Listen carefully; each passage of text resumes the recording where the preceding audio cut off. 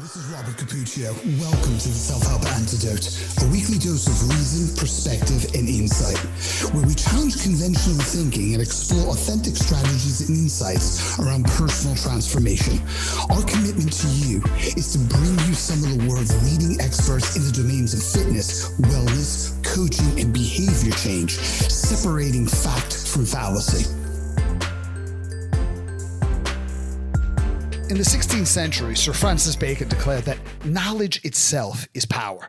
Now, that might have been well true in the Elizabethan era, yet the research is pretty clear.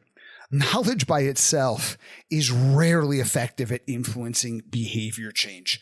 And all of us, in one way, shape, or another, are in the business of behavior change. Whether you're an account manager, a personal trainer, a coach, whether you're a department head or a CEO, because very rarely do we work in isolation or silos, or can we produce anything of value in silos, our work depends on positively influencing others.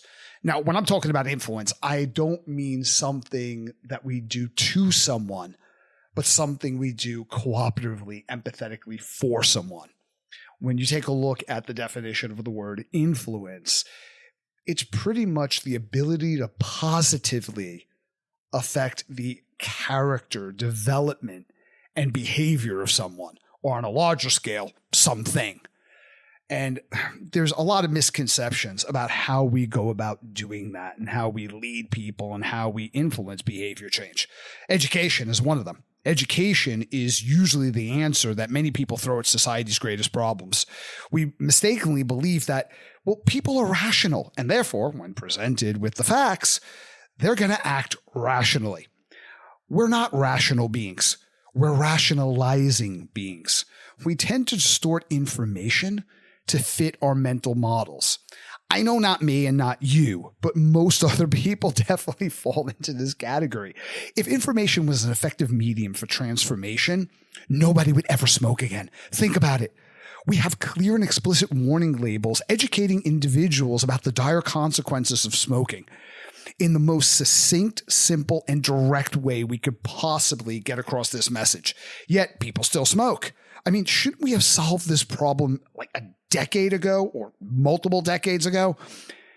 If you're listening to this in the United States, well, we have tiny little warning labels that you have to get out of magnifying glass, and it talks about all the horrible things smoking does to you. In other countries, warning labels are even more explicit than that. They simply contain the phrase smoking kills, for example, in big block letters. There's not much room for misinterpretation there, is it? Or consider nations such as Canada or Australia. They go a step further. They show horrific images on the warning label. I mean, do you imagine that people look at an image of a skeleton smoking a cigarette and say, wow, are they saying that smoking will make me thinner? Yet there are still many people who share their delusional stories about Nana Sally, who smoked 2 packs a day and lived to be 102 years old. Now, there are people like that. They're absolute outliers, and bless Nana Sally. I'm sure there were a lot of variables that accounted for that, but surely the cigarettes didn't really help. So back in 1997, at the Apple Worldwide Developers Conference in San Jose, Steve Jobs was giving a presentation. In the presentation, he essentially said that you have to start with the customer's experience and work backwards. You can't take a technology or a product and then try to figure out how to sell it. In essence, what he was communicating is that everything has to begin with the customer experience, because that's the only thing that can possibly influence them. And we have biases that get in the way of that logic. For example, when somebody succeeds, what attributes or characteristics do they likely possess? So think about what responses automatically come into your mind when you hear that question. Or what about when somebody sets out to achieve a fitness goal, let's say, and they fail? What attributes or characteristics do they likely possess or not possess? Again, what responses automatically come into your mind? When I was a speaker in the health and fitness industry for probably just over 2 decades, I presented to, I can't even count how many thousands and thousands of trainers and managers and salespeople I presented to. And I would have a room filled with personal trainers, and I would ask often a simple question: what is it that we quintessentially do within our role? And the responses would be varied, but they would all come down to something like, we change people's lives. Now, can we change someone's life, really? Can we control their motives, what they're willing to do or not willing to do? I mean, how many marriages do you reckon ended because someone set out with the intention of changing somebody else? In order for us to be 100% responsible for changing the life of another human being, we would have to have control over everything they do. The only person who could possibly change anyone's life by sheer force of will is probably Professor Xavier.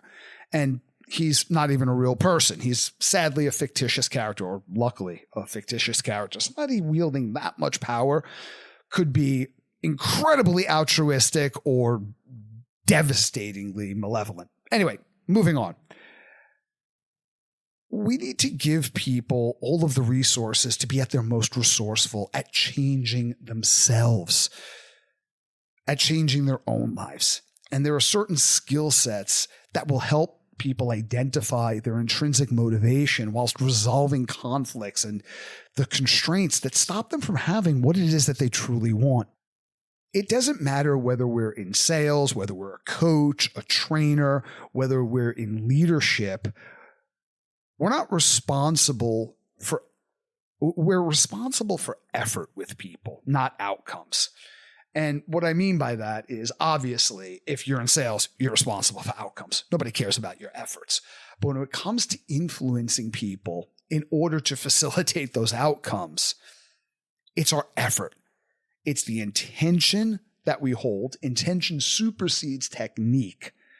It's how we employ those intentions, how we develop our skill sets, and what it is that we do to help people bridge the gap between where they are and where they want to be. Sometimes who they are and who and what they ultimately want to become. But we don't control people. So being responsible for outcomes with people is kind of futile. If you focus on the process, the outcomes that ensue will take care of themselves. So let's talk about clients, assuming that everybody that we work with is a client of some sort. If we're a trainer, we have clients. Consultants, we have clients. If we are a coach, clients. But even if we're in leadership, even if we're a department head, a manager, because our most important person is the employee, if we have any shot of creating a compelling, engaging experience for our end user. So those individuals are clients as well. So going forward, I'm going to refer to all these people as clients, right? So if we support outcomes, but our client is ultimately accountable for bringing the outcomes into fruition, there's some things we have to know and some things we have to learn. I'm going to lay out some key factors that influence people to bridge the gap between what they have and what they want, where they are and where they want to be. But let's be honest. Sometimes we want change for our clients as much or maybe even more so than they want it for themselves. This can be frustrating when there's this gap between what they say they really want and what they actually go out and do. Agreed? I mean, there's a million podcasts and books on that subject alone. What is it that our clients do or fail to do that's most frustrating for you? Like, what are the behaviors and attitudes that your clients indulge in that you believe robs them of the results that they're capable of achieving, driving you absolutely mad in the process? What would be the effect overall on your career as well as your job satisfaction if you could at the very least alleviate some of these obstacles that you see standing in the way of your client success. Again, the bottom line is it doesn't matter how much education any of us have, how much expertise we have, or even our good intentions, even though intentions are paramount. If our clients don't make changes in their life, they're not going to make changes in their lives. We're not paid for our knowledge. We're paid for the benefit that it yields. Just like, in the United States, there is this like epically massive chain of stores, home improvement stores called Home Depot. When I buy a drill at Home Depot, I couldn't care less about owning a power tool. What I care about is having a tiny little hole in my wall. The drill is simply the tool that I require. And it's not even the hole in the wall. It's what I want to do with that hole in the wall, what type of art I want to put on that wall, how I want to feel when I walk into my house. It's that emotion. So we're paid for a result, right? We established that. If more than 97% of people fail to do what they need to do in order to have the results that they wish to have, then the ability to coach behavior change is the key to or the lock on our success, regardless of what we do for a living. A really great book about this is Change or Die by Alan Deutschman. And that's kind of where I got that 97% for those of you who are going, 97%. We didn't even get that stat. Read that book, and that's where I got that stat from. And it is a brilliant book understanding the barriers and the obstacles to behavior change and how those obstacles manifest, answering a big part of the question, why do so few people actually make the changes that they say they want to make? Fortunately, there are key influencers that affect behavior in most people. And, affect or influence it, if you want to use that word. And if you understand these influencers, you can become highly influential. And they are teleology, autonomy, reciprocity, loss aversion, positioning, cognitive dissonance, rapport, social evidence, and affiliation. And here's kind of what I mean. So let's look at teleology. Simply put, this is the study of meaning or purpose. I believe that great visions are achieved when behaviors and values are aligned. Dr. Roy Sugarman, who is a friend of mine, I've had him on this show. He is a brilliant neuroscientist, is fond of using the term attribution error. Now, this refers to our predisposition with falsely prejudging the actions and behaviors of an individual without sufficient knowledge from which to draw those conclusions. When we see somebody engaging in an action that's contrary to the stated goals, like eating a pint of ice cream while they're on a weight loss program, for example, we falsely attribute it to intrinsic factors like lack of discipline, willpower, or maybe even a lack of character. However, when we find ourselves engaged in similar behavioral contradictions, we attribute it to extrinsic factors outside of our control. How convenient. So there's so much stress at work. I would have been on time, but there was traffic on the highway or the motorway, the same amount of traffic there's been for the past 10 years. No way I could have anticipated that. And these assumptions, they're really helpful and they're often destructive as they put our clients on the defensive. A teleological coaching perspective or a teleological perspective in general doesn't make those assumptions. The assumptions we make is that people don't struggle with their commitments because they lack some virtue, discipline, or motivation, but rather because they're lacking alignment between what they're doing and what they value most. What they value most might not even reside, at a health club. It might not even reside at the office. It might reside in their home. It might reside with people that they love or a hobby that gives them pleasure. It might reside with something that has 4 legs instead of 2. And what's important to take away from this is that if you can identify what's most important to a client and link what he or she is doing to what's most meaningful to her, you're significantly more likely to persuade her through alignment than through advocacy. And this is why inquiry, has to precede advocacy. We need to ask the right questions to figure out what's going on. What do you really want? What makes that impactful? What do you think are some of the things that have stopped you from having that up until now?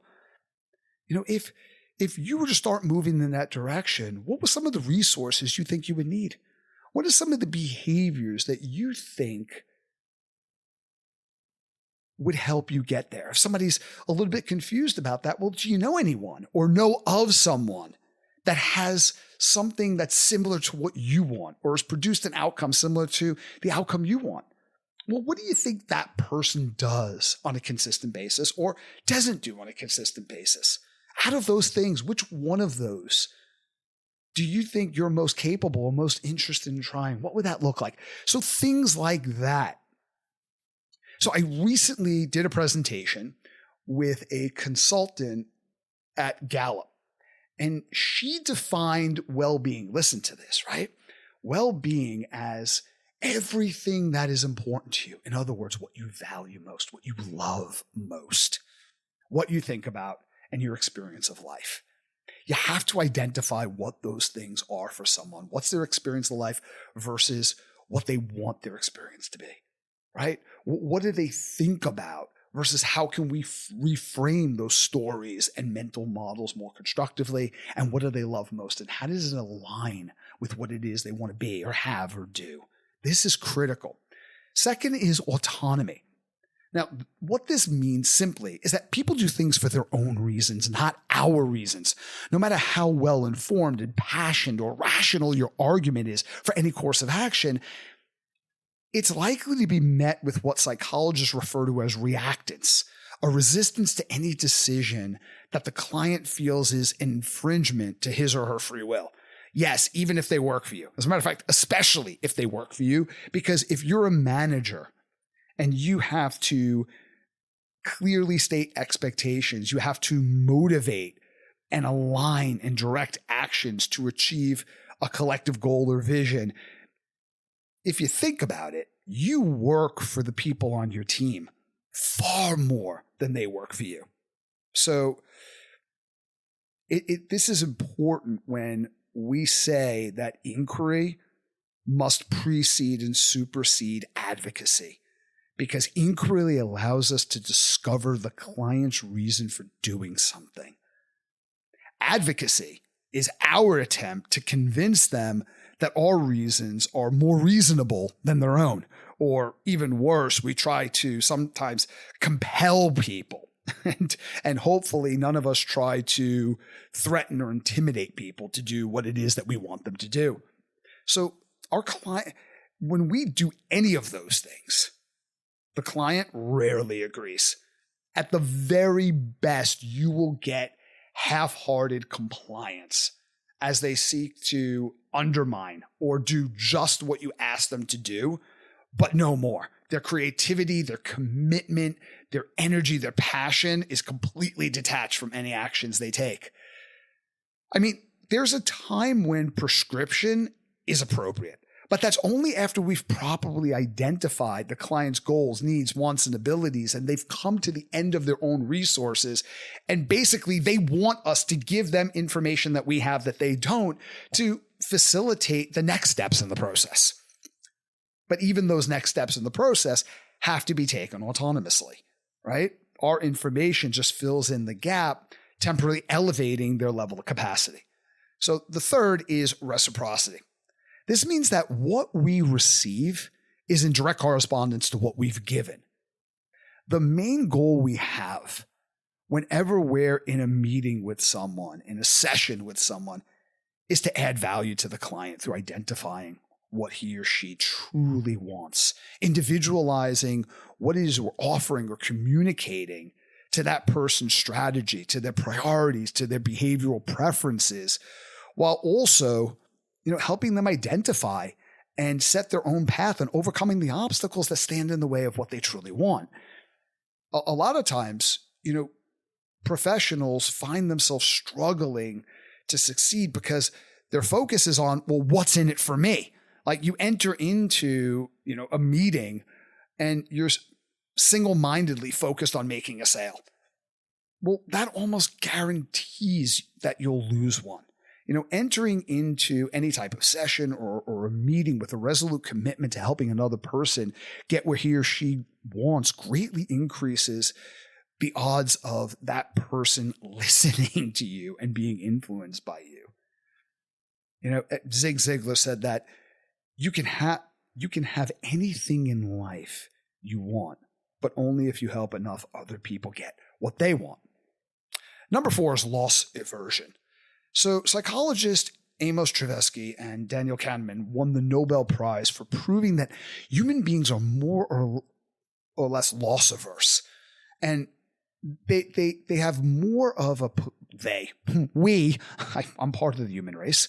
Thank you.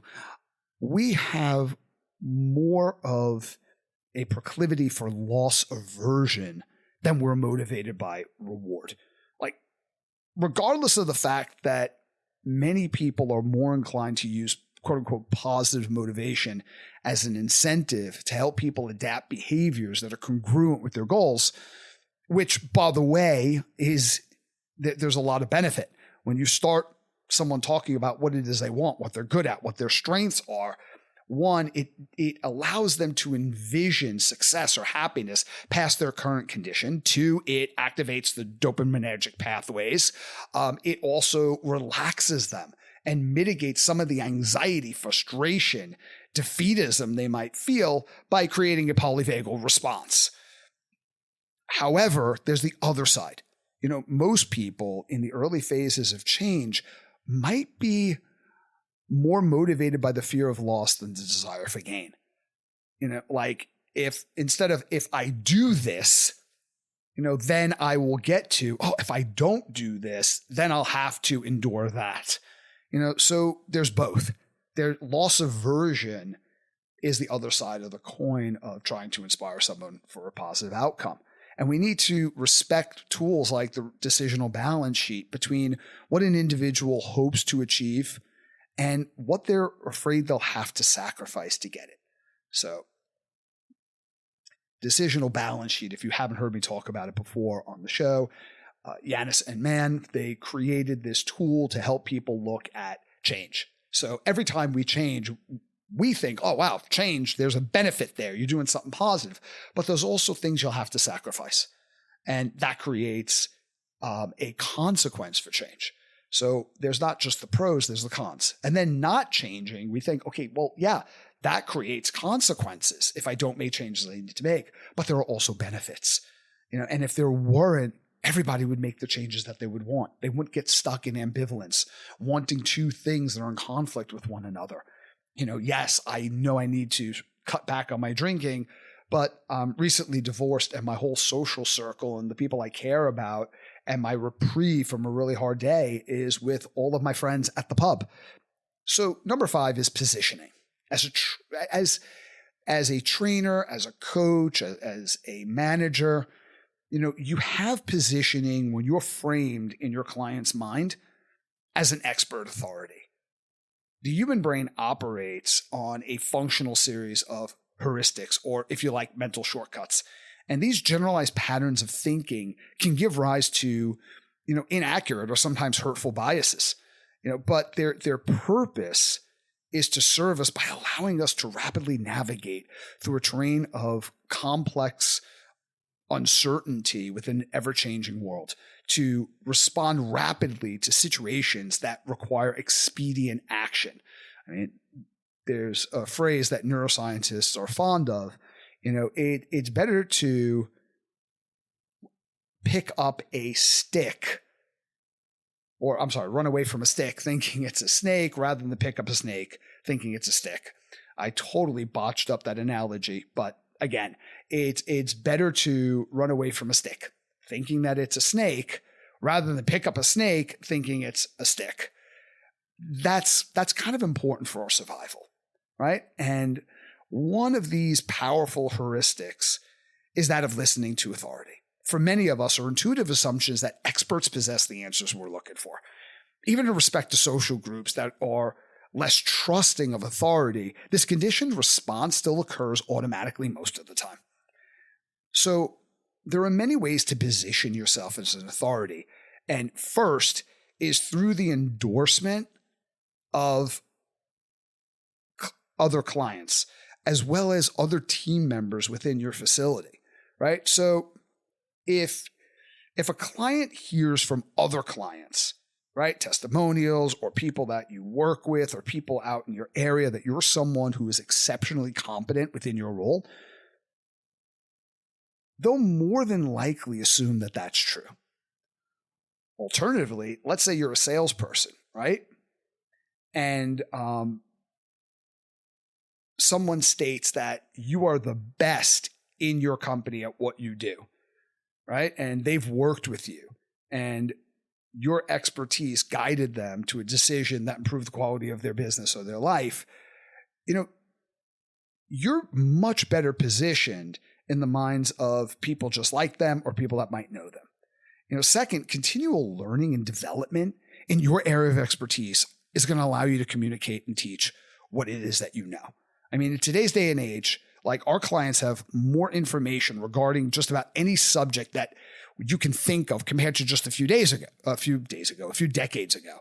So while on the one hand, this could create a feeling of information overload, or we have more information than we have application, on the other hand, the average client can intuitively discern between someone who is extremely knowledgeable and someone who's like just simply winging it. It doesn't matter how well positioned you might be or how much you know, unless we can convey an unwavering belief in what you do, you're not likely to have much of a positive impact. And I think it's a double-edged sword where, and by the way, the fact that you're listening to this podcast right now means you're more than likely someone who's constantly seeking out education and seeking out ways to grow your scope of expertise. But the access everybody else has to information, you would think it makes expertise obsolete, but it doesn't. They're literally drowning in a sea of information. And expertise is not about knowing more. It's not about having more access to more stuff. It's about distinctions. It's about understanding when someone's drowning, first, what information would throw them a life preserver. Giving swim lessons to someone who's drowning and panicking, not a great idea. But once they get their bearings and they're afloat, someone who has distinctions can not just give people information, they can teach them how to swim, how to navigate, how to get back on shore or wherever it is that they truly want to be. So the sixth element that I want to talk about here is cognitive dissonance. Dr. Leon Festinger coined the phrase cognitive dissonance to describe the mental duress that his patients were experiencing when they attempted to hold two opposing beliefs in their mind. Human beings strive for consistency. We strongly desire to be consistent in what it is that we do, say, and believe today with what we've said, done, and believed in the past.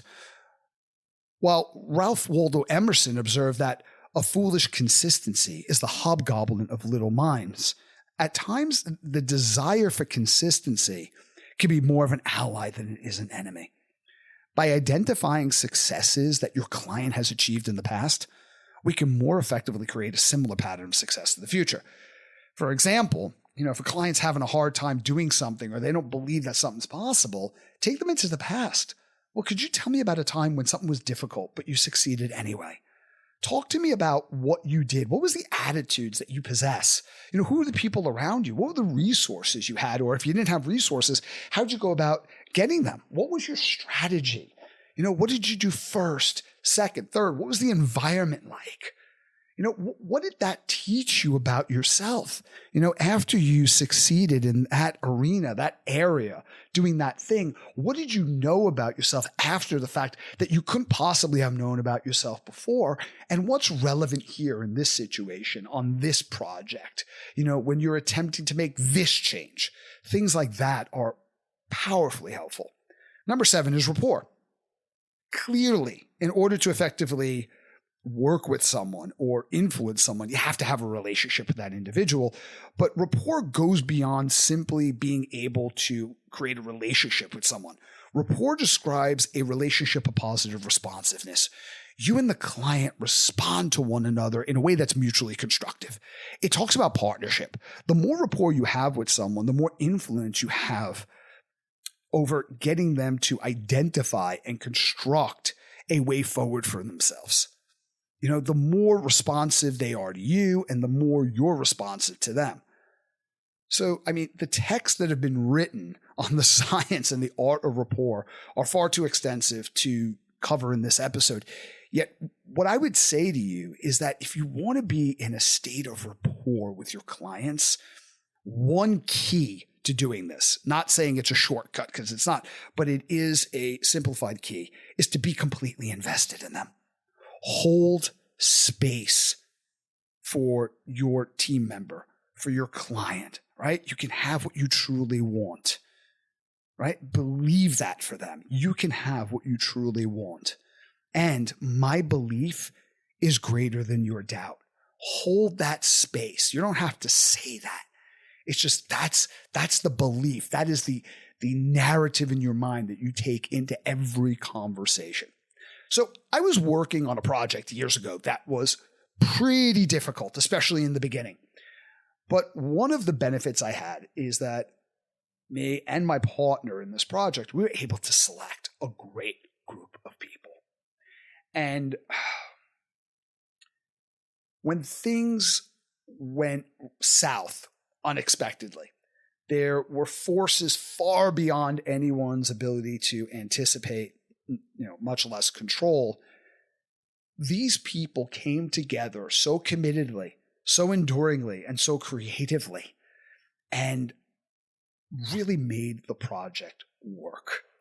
And I was called by one of the executives in this organization that I was working with, and they said, "What are you doing with these people? We need to know, because they are so committed, and we thought they were going to walk away. They could have walked away, but they didn't. We never anticipated this level of performance. We don't know how to duplicate it. So what was your process for getting this level of commitment? Like, how do we make it scalable?" And I laughed. And the person I was talking to, I love this person. I respect them. But I thought it was kind of funny. I said, because, the very first thing is love them. Love your people. And it was kind of hard for them to grasp that at first. Like, how do you duplicate them? Well, that's, some things you can duplicate. I believe you should scale everything that's scalable, but nothing more. Sometimes there's an interpersonal dynamic. And for me, I loved and appreciated my people so much. Investing in them was not a job requirement. I couldn't help myself.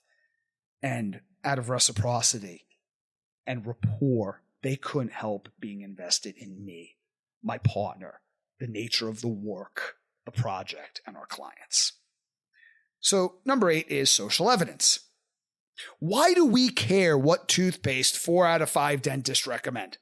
This is largely due in part to one phenomenon, positioning, right? We just discussed that. And the other is social evidence. So social evidence means that we take our cues about what's acceptable for us to do from what other people do. If we're at a wedding and nobody's dancing, most of us are going to remain in our seats. I know there's always one that will get up no matter what, but that's usually the person, if you remember, that will get another person. And then when enough people are up dancing, everybody's out on the dance floor. And then there's always that one that refuses to go out on the dance floor, and they're up against the wall with their arms crossed, and they have this really disgruntled look on their face. And they're usually single, if not at that wedding at some point shortly after. However, if the bottom line is more people that engage in a behavior, the more other people are subconsciously encouraged to engage in that behavior as well. This is one of the elements that makes group exercise such a powerful cultural element contributing to exercise adherence. And number 9, affiliation. Our behaviors tend to closely mirror that of our peer groups. Birds of a feather do flock together. Affiliation and social evidence are two of the powerful community forming elements that have gone into making programs like CrossFit really successful back in the day. If you remember like that, everyone was crazy about, well, not everyone, but a lot of people were crazy about CrossFit. And, was it the coaching? Was it the type of exercise? Perhaps. But what really went into it is how well they were able to define that brand, define the identity of people that participated in CrossFit and formed communities. I mean, think about a political rally, or heavens, maybe you don't want to, or think about any religious organization, sporting event, and it's going to become really clear how powerful of an influence affiliation is. So that's why a lot of times pulling people into a room, this is something that works in group coaching, right? One of the benefits of group coaching, I think that one-on-one coaching has unique benefits, and so does group.